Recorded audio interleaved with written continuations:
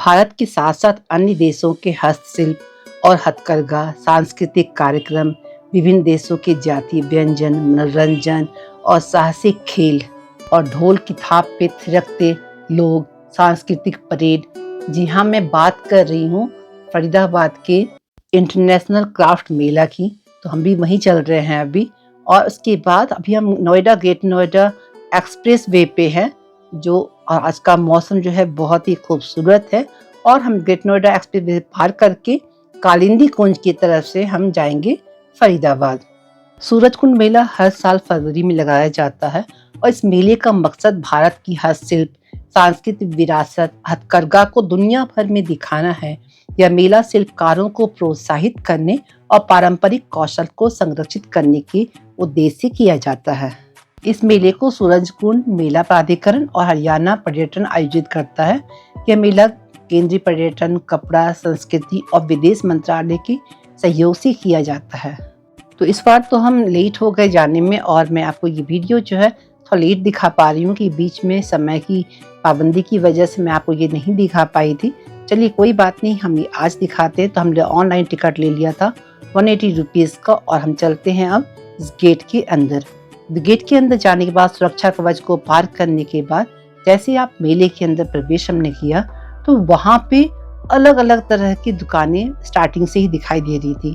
और पहले हम कंफ्यूज हो गए कि हमें किस तरफ जाना है, लेकिन फिर हमने सोचा मेला है, किसी भी साइड चलना शुरू करते हैं आई थिंक। तो ये वेलकम करने के लिए, बच्चों के मनोरंजन के लिए टेडी भी थे। मेले के अंदर प्रवेश करते ही लेफ्ट हैंड साइड में झूले वगैरह बहुत लगे हुए थे। हमने सोचा ये हम बाद में देखेंगे, पहले हमें ढोल के थाप की आवाज सुनाई दे रही थी। हमने सोचा पहले उस साइड चलते हैं, और उसी डायरेक्शन में जब हम आगे बढ़े, बहुत ही खूबसूरत गेट बने हुए थे। सूरज कुंड मेला सिर्फ एक शिल्पकार के बारे में नहीं है, यह धुनों का एक मिश्रण है। पहले इसका आनंद लीजिए, फिर आगे बात करते हैं।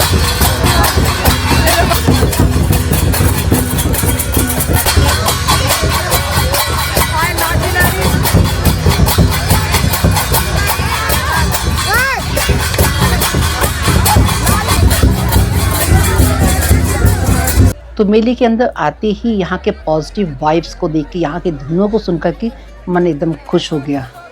मेरा इस मेले में आने का ये पहला अवसर था, लेकिन यहाँ ने बहुत कुछ सुन रखा था कि यहाँ पर जो है ओपन थिएटर, नाट्यशाला, लोक नृत्य, भाव कथाएं, विद्युतीय संगीत प्रदर्शनी और बहुत कुछ यहाँ पे होता है। साथ ही चौपाल में शामें गज़लों, ठुमरियों और रागों की मनमोहक धुनों से भरी होती है। यहाँ मशहूर कलाकार संगीत के माध्यम से जादू बिखेरने के लिए मंच पे उतरते हैं। देश विदेश के सामान के साथ में आपको भारत के अलग अलग राज्य के जो है यहाँ बहुत सारी शॉप मिल जाएंगी, जहाँ अलग अलग तरह के सामान यहाँ पे नजर आए। यहाँ आते हमें ऐसा अनुभव हुआ कि भारत की सांस्कृतिक विरासत का यहाँ जीवंत प्रमाण है। यहाँ आने के बाद ध्वनि और गति की अविस्मरणीय सिम्फनी में खुद को डुबो देने का मन हो रहा है।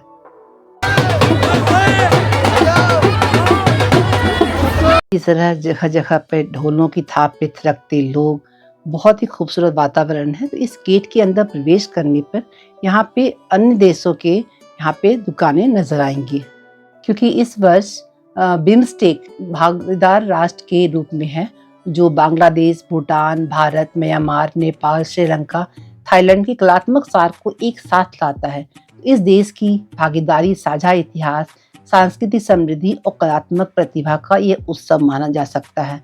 नेपाल के जटिल डोका धातु शिल्प से लेकर बांग्लादेश के हाथ से बुने जामदानी वस्त्रों तक, श्रीलंका के सुरुचिपूर्ण बाटिक प्रिंट से लेकर थाईलैंड के नाजुक बेंजारोंग सेरेमिक तक, प्रत्येक देश अपनी कलात्मक संपदा के माध्यम से अपनी विरासत को प्रदर्शित कर रहा था। म्यांमार के लाह के बर्तन, भूटान की थांगका पेंटिंग और भारत की असंख्य लोक परंपराएं इस भव्यता को बढ़ाती है, जो विरासत का एक जीवंत संग्रहालय बनाती है।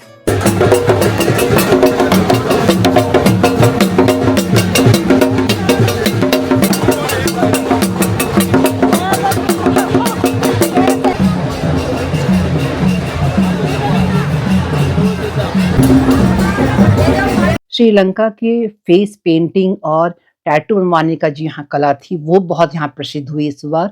और बहुत लोग यहाँ बनवा रहे थे। तो इसके लिए ये बहुत ही खूबसूरत लगा। बहुत जगह पे इस टाइप की जो है दुकान लगी हुई थी। नाइजीरियन लोग यहाँ लग रहा था, सभी बहुत यहाँ एन्जॉय कर रहे थे। हम लोगों ने उनके साथ में बहुत सारी पिक्चर क्लिक करवाई। बहुत ही सभी खुशदिल लग रहे थे। उन्हें हिंदी समझ में काफ़ी कुछ आ रही थी। उन्होंने हमसे हिंदी में ही बात की थी और कुल मिला-जुला कहा जाए तो ये मार्केट जो है, ये मेला जो है बहुत ही खूबसूरत है। मेले में 1000 से अधिक स्टॉल हैं जिसमें ये हस्तशिल्प व सांस्कृतिक कलाकृतियों की विस्तृत श्रृंखला प्रदर्शित की गई है।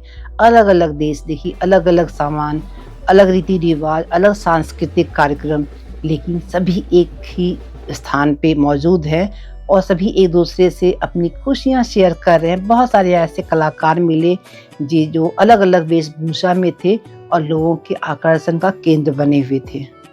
मुझे तो लगता है कि इस मेले में आने के बाद आपको ऐसा महसूस होगा कि ये हम पहले क्यों नहीं आए, क्योंकि मैंने ऐसा महसूस किया क्योंकि हम काफ़ी लेट से यहाँ पे आए हुए थे और हमें लगा हम अगर पहले हमें पता होता तो शायद मैं यहाँ पे 1-2 दिन पूरा घूमती, तब जाके पूरे मेले के सभी स्टॉल को अच्छी तरह से देख पाती। और यहाँ के कार्यक्रम जो हो रहे हैं, जगह-जगह पे चौपाल बने हुए हैं, इस टाइप से नृत्य प्रतियोगिता हो रही है, नृत्य का प्रदर्शन हो रहा है। देखिए कथक नृत्य था, सांस्कृतिक जो अपने लोकल नृत्य होते हैं उस टाइप के नृत्य हो रहे थे। तो अलग-अलग जगह पे चौपाल बने हुए हैं, जहाँ पे बहुत सारी चर्चाएँ हो रही हैं और लोगों का हुजूम है। बात नहीं, हमने सोच रखा कि अगले साल जब ये मेला लगेगा, क्योंकि हर साल ये मेला फरवरी महीने में लगता है, तो अगले साल जब ये मेला लगेगा तो हम शुरू के दिनों में ही यहाँ आएँगे और यहाँ की एक-एक चीज़ को, हर एक देश की एक-एक चीज़ को हम ध्यान से देखेंगे, ताकि हमें अपने देश के साथ-साथ दूसरे देश के भी चीज़ों के बारे में, वहाँ के शिल्प के बारे में, वहाँ के सांस्कृतिक विरासत के बारे में जानकारी हासिल कर सकते हैं यहाँ पे। इस्तांबुल की ये जो शॉप थी, इसमें जो है लाइट्स इतनी डेकोरेटिव थे कि आप यहाँ पे लगेगा कि अपने आप पैर यहाँ पे रुक गए। और यहाँ पे एक से बढ़कर छोटे से लेके बड़े तक जो है अलग-अलग तरह की लाइट्स थी और घर में सजाने के लिए डेकोरेटिव आइटम बहुत ही खूबसूरत थे, जिसके अंदर सभी लाइट्स वगैरह जल रहे थे। हमने अभी लिया नहीं, हम सिर्फ यहाँ पे अभी देख रहे थे। और जो है इसमें 5000 से लेकर के 50,000 तक के बहुत सारे अलग-अलग लाइट्स थे। इसके अलावा लकड़ी के सामान, हाथी दाँत का काम, मिट्टी के बर्तन, टेराकोटा, पत्थर का काम, लाख के सामान, बेत और घास के उत्पादों का एक अद्भुत श्रृंखला यहाँ पे प्रदर्शित हुई। देखिए अलग-अलग देश के लोग यहाँ पर एक ही मेले के अंदर। तो है ना एक अद्भुत सी बात। यहाँ आपको सभी तरह के कलाकार मिल जाएंगे। ये देखिए बच्ची सामने बैठी है और इसका स्केच बनाते हुए ये कलाकार। इस मेले में भारतीय संस्कृति और परंपराओं की अनूठी विविधता शामिल है, जो भारत की ग्रामीण विशेषता को प्रदर्शित करने के लिए बनाई गई है। हाथ से बने हुए फूल, कागज से बने हुए फूल, और ये हरियाणा प्रिजन डिपार्टमेंट है, जो यहाँ पे जेल में जो लोग कैदी होते हैं उनके द्वारा बनाई गई चीज़ें हैं। तो कोई भी घर का ऐसा सामान नहीं दिखा जो इस जो स्टॉल पे नहीं था। पेंटिंग से लेके हाथ से बने हुए फर्नीचर और यहाँ तक कि खाने पीने के नमकीन और मीठे व्यंजन भी थे, जो कैदियों के द्वारा बनाए हुए थे और उनके यहाँ स्टॉल लगे हुए थे। अगला स्टॉल तो मुझे बहुत ही खूबसूरत लगा। ये गुजरात की महिलाओं का स्टॉल था, जहाँ पे बहुत ही खूबसूरत कसीदाकारी से टेबल मैट, सोफ़ा कवर और चादरें और भी बहुत सी चीज़ें बनी हुई थी। हम अगेन स्केच देखने आए, तब तक में परेड स्टार्ट हो चुकी थी। चलिए पहले वो देखते हैं।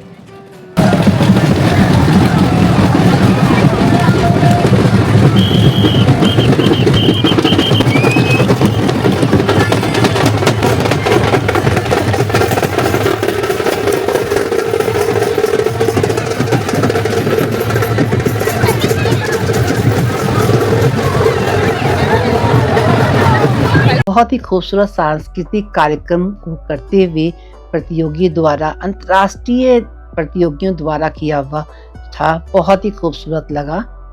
ये मेरे लिए एक अलग बहुत ही खूबसूरत अनुभव था। और इसके अलावा अब सभी जगह लाइट्स जो ऑन हो गई हैं, इसकी वजह से इस मेले की रंगत और भी ज़्यादा जो है खूबसूरत हो गई है। और ये देखिए अगेन वही वो जो है वो परेड, जो सांस्कृतिक परेड थी, वो अगेन फिर से स्टार्ट हो गई हैं। दिए लेकर नाचते लोग, परियां और भी बहुत कुछ, ढोल पे थाप पे नाचते हुए लोग, अपने अपने देशों के म्यूजिक के साथ में, अपने देश के झंडे के साथ में।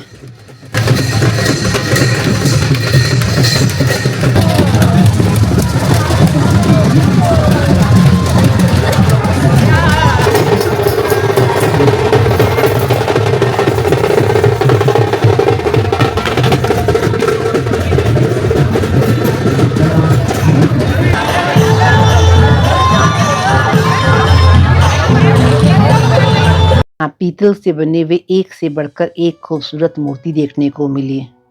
अभी लग रहा है अगर हम इस मेले में नहीं आए होते तो शायद बहुत कुछ खूबसूरत चीज़ें देखना हमें रह जाता और हम बाद में इस बात का हमें अफ़सोस होता। ये देखिए पेड़ों पे लटके हुए कैंडल्स और सब जगह जगमगाती हुई रोशनी से ये भरा हुआ मेला, ऐसा लग रहा है जैसे हम किसी दूसरे ही लोक में आ गए हैं।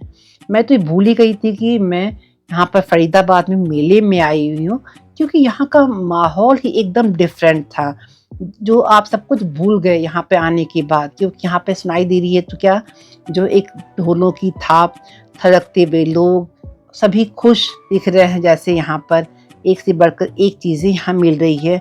और यहाँ का जो माहौल है ना, बहुत ही खूबसूरत है। ये देखिए एक और कलाकार अपनी कला का प्रदर्शन कर रहे हैं। तो यहाँ पे यही एक चीज़ है कि अलग अलग कलाकार देखेंगे जिसके बारे में आपने सोचा भी नहीं होगा, वो आपको नज़र आ जाएगा। ये देखिए एक और कलाकार, और बहुत सारे ऐसे सेल्फी पॉइंट्स बने हुए थे जहाँ पे पूरा लोगों को हुजूम लगा हुआ था फोटोग्राफी के लिए, वीडियोग्राफी के लिए। और ख़ासकर ये कैंडल्स लगने के बाद तो ये भी कितनी खूबसूरत जो उड़ीसा की जो कलाकृति बनी हुई है। और इस मेले के इतिहास में पहली बार सूरजकुंड में 2 थीम राज्य चुने गए थे, उड़ीसा और मध्य प्रदेश, जो इस आयोजन को शिल्प महाकुंभ के रूप में स्थापित करने की दिशा में एक महत्वपूर्ण कदम है। परंपरागत रूप से मेले में भारत की विविध सांस्कृतिक झलक दिखाने के लिए एक थीम राज्य और एक साझेदार देश का ध्यान केंद्रित किया जाता है। इस साल का जो क्राफ्ट मेला था वो 38वां क्राफ्ट मेला था, और इस मेले की शुरुआत 1987 में शिल्पकारों ने की थी। सूरजकुंड मेले का मुख्य उद्देश्य ये रखा गया था लोकल आर्ट को बढ़ावा देना। इस हॉल के अंदर उड़ीसा के प्रसिद्ध जगन्नाथ मंदिर को कितनी खूबसूरती से सजाया हुआ है, जहाँ भगवान जगन्नाथ, बलभद्र और सुभद्रा की बहुत ही खूबसूरत मूर्ति बनी हुई थी और बहुत ही पारंपरिक तरीके से इस हॉल को सजाया गया था। सही सुना था मैंने, यह मेला जो है भारतीय परंपराओं और संस्कृति की विविधता का जश्न मनाता हुआ मेला है। इस बार के मेले में 42 देशों के 648 से अधिक जो है प्रतिभागी यहाँ पे हिस्सा लिए थे, भी अपनी अलग अलग कला में माहिर थे। मेले की बहुत सी खासियत है। यहाँ पे शिल्प जो है, हथकरघा, क्राफ्ट, इन सभी के अलावा यहाँ पे आपको मल्टी क्यूजिन फूड कोर्ट मिलेंगी, जहाँ पे दुनिया भर के लोकप्रिय व्यंजन यहाँ प्रदर्शित किए गए थे। यहाँ पे इंडिया की एक से बढ़कर एक जो है व्यंजन खाने को मिलेंगे। और ये देखिए करतब दिखाते हुए ये 2 लोग सभी के आकर्षण का केंद्र बने हुए थे। सभी इनसे आगे उठ करके हाथ बढ़ाना चाह रहे थे और काफ़ी यहाँ पे फोटोग्राफी भी हो रही थी। तो बहुत कुछ नया देखने मिला। खाने पीने की बहुत सारी स्टॉल्स थी, मनमर्जी जो भी खाइए यहाँ पर। तो खाने के बाद चलते हैं कुछ सांस्कृतिक कार्यक्रम देखने के लिए। यहाँ पे फैशन शो देखिए हो रहा है।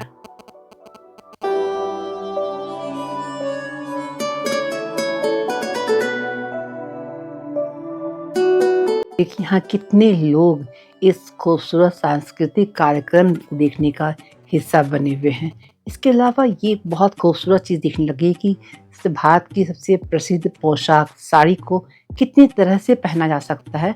ये इसका बहुत ही खूबसूरत एक प्रदर्शन हुआ, तो बहुत ही खूबसूरत लगा। यहाँ का सांस्कृतिक कार्यक्रम इतना खूबसूरत चल रहा था, रंगारंग कार्यक्रम, कि हम भूल ही गए कि हमें वापस अपने घर भी जाना है। तो हमें ध्यान आया तो हम निकलते हैं, कि हमारा कुछ जो है स्टॉल अभी देखना रह गया था, तो उन स्टॉल को अभी देखते हुए जाएंगे, क्योंकि ये 8:30 बजे के बाद कुछ स्टॉल बंद हो जाते हैं। तो अभी कुछ स्टॉल खुले हुए हैं, उन्हें हम अभी देखते हुए वापस जाएंगे। तो ये भी देखिए यहाँ लकड़ी के बेत की बनी हुई चीज़ें, एक से बढ़कर एक खूबसूरत चीज़ें थी। तो वो चीज़ें हमें 1-2 चीज़ें हमने यहाँ से परचेज़ की। यहाँ पे भी मूर्तियों की जो स्टॉल लगी हुई थी, और हम उसके बाद थोड़ा-सा चलेंगे झूले की साइड में। तो जाते हुए 1 मिनट हम रुकेंगे सिरेमिक के शॉप पे। वहाँ पे पल्लवी को एक सिरेमिक का पॉट लेना था, तो वो लेते हुए हम चलते हैं थोड़ा झूले के साइड में, क्योंकि यहाँ पे अभी एंट्री बंद हो चुकी थी क्योंकि काफ़ी लेट हो चुका था। अभी 9 बजने वाले हैं इस वजह से। लेकिन हम यहाँ पे थोड़ा देख लेते हैं, कितना लाइट के साथ में जगमगाता हुआ ये मेला बहुत ही खूबसूरत है। हमारा आज ये सूरजकुंड मेले का अनुभव बहुत ही जो है खूबसूरत रहा, जो हमेशा हमें याद रहेगा, क्योंकि ये सिर्फ अंतर्राष्ट्रीय शिल्प मेला एक प्रदर्शनी नहीं, बल्कि इससे बहुत कुछ बढ़ के है। सूरजकुंड में आकर हर पल रंगों, रचनात्मकता और संस्कृति की दुनिया में कदम रखने का मौका मिला। मैं बहुत खुश हूँ कि मुझे ये भव्य उत्सव का हिस्सा बनने का मौका मिला। आपको अगली साल जो है जब मौका मिले तो ये सूरजकुंड मेला देखने ज़रूर आइएगा। लाइफ में एक बार ये मौका ज़रूर निकालिएगा। आगे जब भी मौका मिले एक बार सूरजकुंड मेला जो फरीदाबाद में लगता है फरवरी के महीने में, ज़रूर आइएगा। आपको ये मेला कैसा लगा ज़रूर बताइएगा। यहाँ पे आपको कौन सी चीज़ सबसे ज़्यादा पसंद आई। चलिए चलते हैं अपनी गाड़ी से, हम वापस चलते हैं अपने घर की तरफ। मिलते हैं फिर नए ब्लॉग में नई जगह पे, तब तक के लिए गुड बाय।